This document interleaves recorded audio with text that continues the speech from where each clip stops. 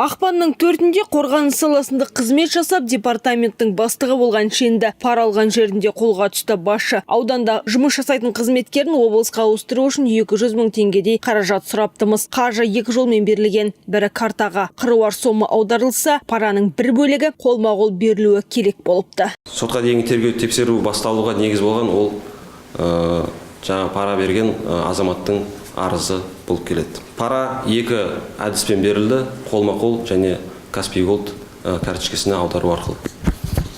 Қазіргі таңда күдікті Орал қаласының полиция басқармасының уақытша ұстау бақсысында Қазақстан Республикасы қылмыстық процесстік кодексінің 28 бабына сәйкес қамауда отыр.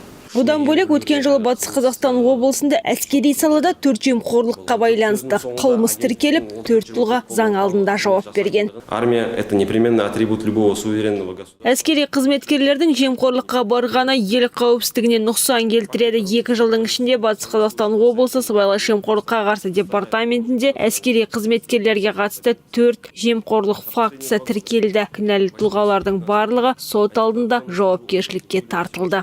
Жалпы өткен жылы облыс аумағында сыбайлас жемқорлыққа қарсы департаментте 138 қылмыс тіркелген. Олардың 111-і жемқорлық фактісі екені анықталып отыр. Пара алып жемқорлыққа жол берген 82 тұлға заң алдында жауапкершілікке тартылып, 5-і бас бостандығынан айырылды. Ажар Хамитова, Манарбек Кушалиев, Рустам Жумашев, ТДК-3 телеарнасы.